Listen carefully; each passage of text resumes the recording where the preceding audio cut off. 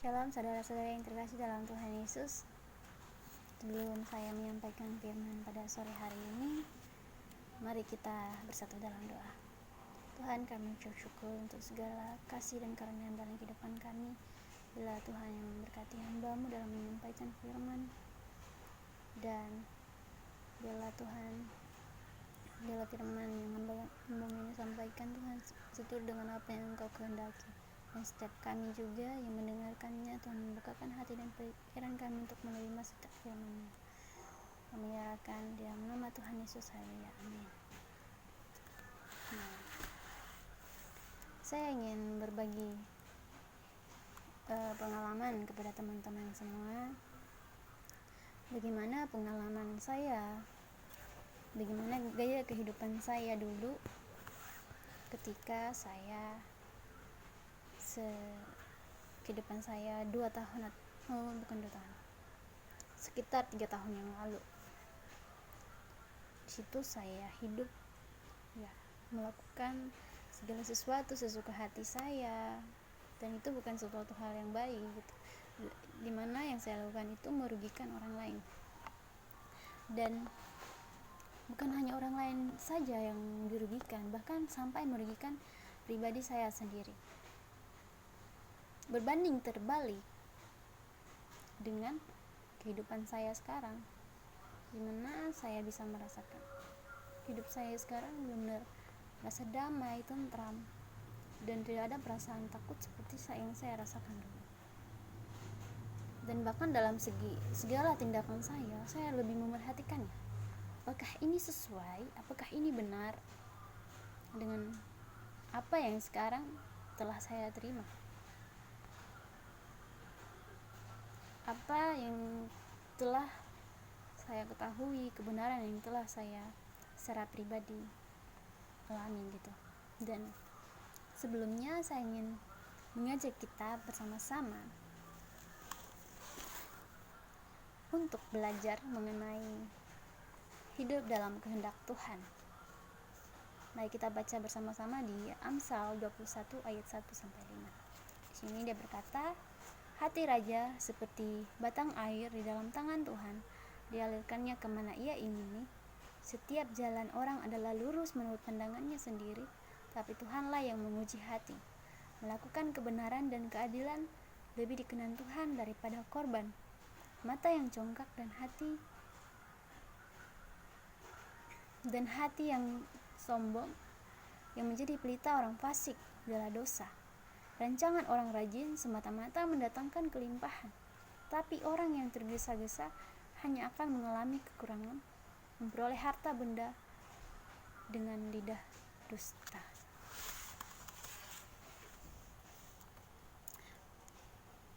Sebelum kita masuk ke ayat ini, saya ingin kita melihat apa sih yang terjadi sebelum apa yang terjadi dengan orang yang menuliskan atau yang menciptakan Amsal ini. Dan yang menciptakan Amsal ini adalah Salomo, dimana dia adalah seorang raja pada zaman itu yang diberkati dengan hikmat dan kebijaksanaan. Ya, dia bukan keturunan sembarangan tentunya. Dia adalah anak dari Raja Daud. Dan yang membuat saya sangat salut pada zaman itu, seorang raja yang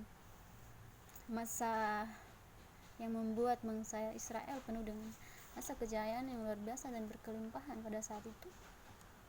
Dia bisa menyatakan ini. Sebenarnya apa sih maksudnya? Kenapa dia sampai berkata seperti ini? Mari kita lihat bersama-sama.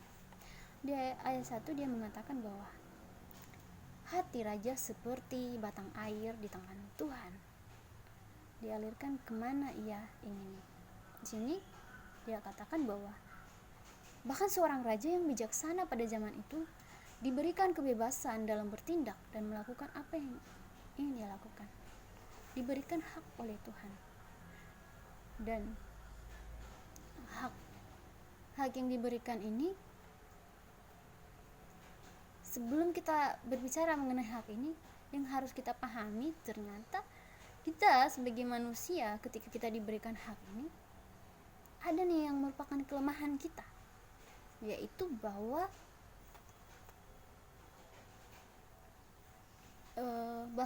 manusia melihat jalannya lurus menurut apa yang dia lihat, apa yang dia pandang, meski kita sebagai manusia hanya mampu dan memahami sepanjang apa yang kita anggap itu benar.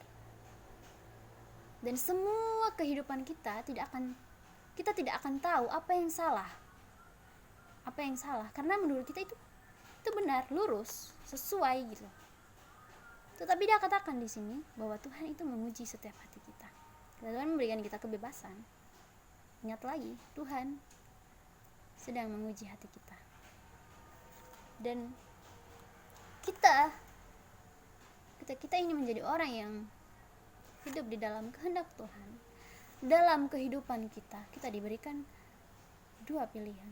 Di sini di ayat 3 dan 4 sedang menceritakan karakter manusia yang benar-benar bertolak belakang. Dan saya ingin mengajak teman-teman untuk membandingkannya. Kira-kira kita sebagai pribadi mau memilih yang mana gitu. Kita sedang berada di tahap yang mana, atau sedang berjalan dan melakukan kehidupan sesuai dengan yang satu atau yang dua.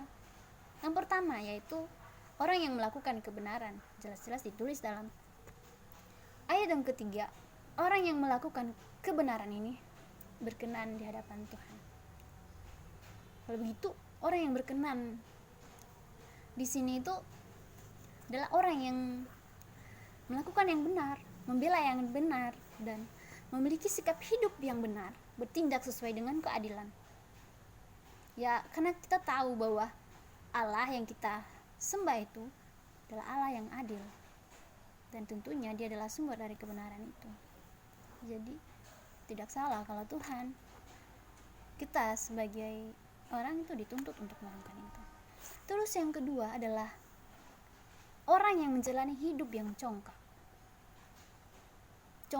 atau sombong, tinggi hati, tidak menghargai orang lain, melakukan segala sesuatu sesuka hati, melakukan hal yang membuat diri mereka sendiri berdosa. Ini yang disebut dengan hidup orang fasik. Dan contohnya seperti apa sih dalam kehidupan kita saat ini? Di sini juga diberikan contoh di ayat kelima bahwa orang yang melakukan kebenaran tentunya dia pasti akan rajin. Dan ketika seorang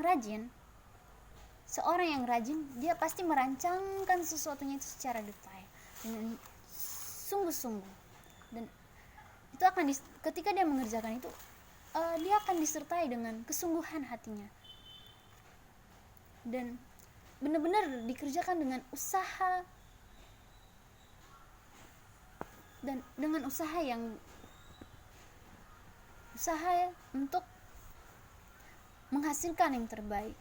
Memang kita tahu sendiri bahwa Allah itu menginginkan apa yang terbaik dari diri kita sendiri, apa yang terbaik yang kita lakukan untuk Tuhan. Dan di sini Tuhan menginginkan itu. Karena setiap orang yang mengerjakan dengan usaha dan kesungguhan hati ini, ya tentunya ketika kita mengerjakan sesuatu dengan baik dan sungguh-sungguh akan mendatangkan hasil yang baik juga. Jadi setiap kita, ketika kita menginginkan yang baik tapi kita mengerjakan hal yang salah, ya tidak mungkin kan. Dan yang lainnya itu orang yang terburu-buru dan tergesa-gesa. Apa sih? Kenapa dia menyebaratkan orang yang terburu-buru? Sikap seperti apa sih orang yang terburu-buru ini? Orang yang terburu-buru ini otomatis dia tidak akan mempersiapkan dengan matang. Karena kurangnya keseriusan, kurangnya niat untuk melakukan hal tersebut, dan ujung-ujungnya itu merugikan dirinya sendiri. Jadi kita sedang ada di tahap yang mana nih? Kita menjalankan yang benar atau justru menjadi orang yang congkak, tinggi hati, dan tidak melakukannya dengan serius, tergesa-gesa. Nah, sekarang apa sih yang harus kita lakukan untuk kehidupan kita yang sekarang ini? 1. Ketika kita diberikan suatu pilihan oleh Tuhan, Pilihlah apa yang sesuai